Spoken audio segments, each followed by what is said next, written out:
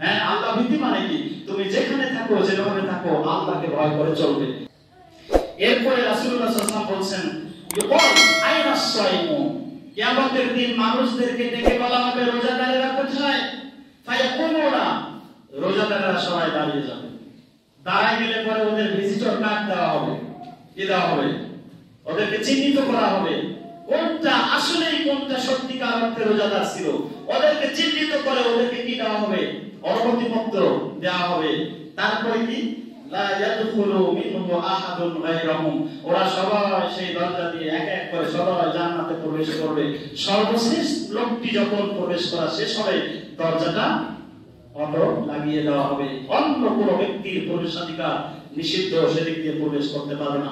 ফাইজা দাখালু উকুলিকা ফালাম ইয়াদখুল মিনহু আহাদ, সর্বশেষ লোকটি প্রবেশ করলে এটি লাগিয়ে দেওয়া হবে, আর কোন ব্যক্তি এদিক দিয়ে প্রবেশ করতে পারবে না। প্রিয় ভাইরা আমার, অতএব আমরা যে সিয়াম পালন করছি, একজন সিয়াম পালন করি অবশ্যই এই সিয়ামের মর্যাদা সম্পর্কে, এই সিয়ামের বিধান সম্পর্কে জেনে এবং এটি কত মহান ইবাদত এটি জেনে আমাদের কি করতে হবে? পালন করতে হবে। সিয়াম আমাদেরকে এসেছে মূল যে শিক্ষাটা, সেটি হলো আল্লাহকে ভয় করবার শিক্ষা দেওয়ার জন্য আসছে।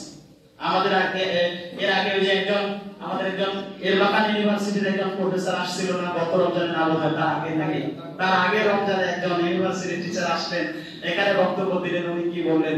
একজন শায়েখ তার ছাত্রদেরকে শুধু আল্লাহ ভীতি সম্পর্কে শেখাতেন।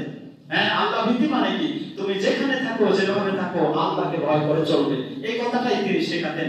একদিন তিনি তার ছাত্রদেরকে পরীক্ষা করবার জন্য একটা করে পাখি দিলেন আর একটা করে ছুরি দিলেন। বললেন যে তোমরা সবাই পাখিটাকে জবাই করে নিয়ে আসবে, এমন স্থানে জবাই করবা যেন কেউ না দেখে। সব ছেলেরা চলে গেল বিভিন্ন জায়গায়, বনে জঙ্গলে, মরুভূমিতে, বিভিন্ন জায়গায়, সমুদ্রের মাঝ নদীতে ইত্যাদি সবাই জবাই করে নিয়ে আসলো। ওখানে কেউ দেখে নাই। একটা ছেলে জ্যান্ত পাখি নিয়ে এসে নিয়ে আসলো। শায়েখ বললেন, তোমার কি ব্যাপার? সবাই জবাই করছে, তুমি জবাই করো নাই? সে বলল যে আপনি তো বলেছেন শায়েখ যে মানে কেউ না দেখে আমি দুনিয়ার মানুষের চক্ষুকে আমি আড়াল করতে পেরেছি। দুনিয়ার কোনো মানুষ নাই, আমি সেখানে গেছি, কিন্তু গিয়ে দেখি আল্লাহ পাকের চক্ষুকে আমি আড়াল করতে পারি না। তো আপনি বলছেন যে কেউ না দেখে, আল্লাহ পাক তো দেখতে আছেন, এটার নাম কি?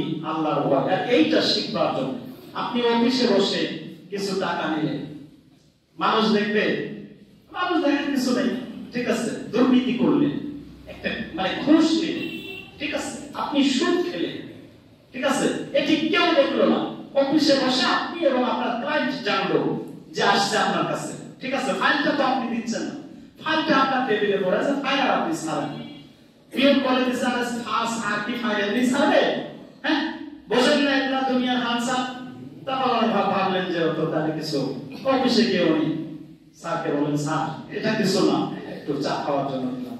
স্যার দেখলেন এখানে 50,000 টাকা আছে, বাস। কে জানলো? কেউ জানলো না, ওই একটা লোক জানলো। আর কে জানলেন? আল্লাহ সুবহানাহু ওয়া তাআলা জানলেন। ওই সময় যদি আপনি আল্লাহকে ভয় করে সেটা যদি আপনি বর্জন করতে পারতেন, দুনিয়ার সামান্য একটা ভোগ্য বস্তু, ভোগের জিনিসকে বর্জন করতে পারতেন, তাহলে সত্যিকার আল্লাহ ভীতি আপনাকে অর্জন হতো।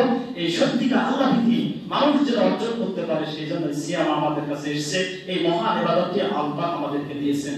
পূর্বেকার যুগের লোকজন যে অনেক বর্ষব্যাপী দীর্ঘ জীবন লাভ করত, দীর্ঘ জীবন লাভ করে অনেক সওয়াবের কাজ, অনেক ইবাদত বন্দেগী করত, উম্মতে মুহাম্মাদীর জীবন কমিয়ে দিয়ে সংক্ষিপ্ত জীবন দেওয়া হয়েছে, ঠিক আছে? ওই পূর্বেকার লোকদের দীর্ঘজীবী মানুষদের যেন সক্ষমতা অর্জন করতে পারে, যেন একটা সমতা অর্জন করতে পারে, এটিও মাহে রমজান আমাদেরকে দেওয়ার অন্যতম একটা লক্ষ্য এবং উদ্দেশ্য। যে আমরা যেন এখানে অনেক সওয়াবের বর্ষা তিনি দিয়েছেন, অনেক বিষয় তিনি দিয়েছেন, লাইলাতুল কদর দিয়েছেন, রমাদান তো আছে, এই রমজানের রাত দিন প্রত্যেকটা সময় গুরুত্বপূর্ণ। হ্যাঁ, ইফতারের মুহূর্ত দিয়েছেন, সাহরির সময় দিয়েছেন, যে কোনো সময় কোরআন তেলাওয়াত দিয়েছেন, অনেক ইবাদত দিয়েছেন। এগুলি করে যেন একজন ব্যক্তি অনেক সওয়াব অর্জন করে, ওই মানুষগুলির সমতা কি করতে পারে? অর্জন করতে পারে। আর সবচেয়ে বড় কথা কি? লাআল্লাকুম তাত্তাকুন, তোমরা যেন কি আল্লাহ ভীতি অর্জন করতে পারো। এই মানুষগুলি যদি আমরা সবাই আল্লাহ ভীতি অর্জন করতে পারি, সমাজ থেকে এত যে হাঙ্গামা, এত যে ঝঞ্ঝা এগুলি থাকবে সমাজে। হ্যাঁ, কোন ব্যক্তি একদম 10 তলার মালিক হবে আর একজন গাছতলায় জায়গা পাবে না, এটা হবে? হ্যাঁ, 360টা বাড়ি করতে পারবে? 360টা বাড়ি করা সম্ভব হবে? হ্যাঁ, 360টা বাড়ি করছে। হ্যাঁ, যে টাকাগুলি হলে বাংলাদেশে যত ভূমিহীন আছে এবং গৃহহীন আছে সবাইকে তো একটা করে বাড়ি দেওয়া যাবে। যে মানুষগুলি আছে ওনার ওই একজনের ওই টাকাগুলি হলে গৃহহীনদের গৃহের ব্যবস্থা করা যায়, ভূমিহীনদের ভূমির ব্যবস্থা করা যায়। একাই উনি সব, তাহলে সবগুলো যদি জমা করা যায় এই আধুনিকতা থাকবে, দেশটার এই অবস্থা থাকবে? হ্যাঁ, দেশের চিত্র কি হবে?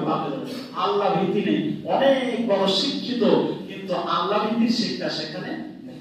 এই শিক্ষা অর্জন, প্রকৃত শিক্ষা অর্জন করেনি, গরু ছাগলের শিক্ষা সে অর্জন করছে, মনুষ্যত্বের শিক্ষা সে অর্জন করতে পারেনি, সে অমানুষের শিক্ষা সে অর্জন করছে। কোনোভাবে সে মনুষ্যত্বের শিক্ষা, তার মধ্যে মনুষ্যত্ব বলতে কিছু নেই, সে অমানুষ।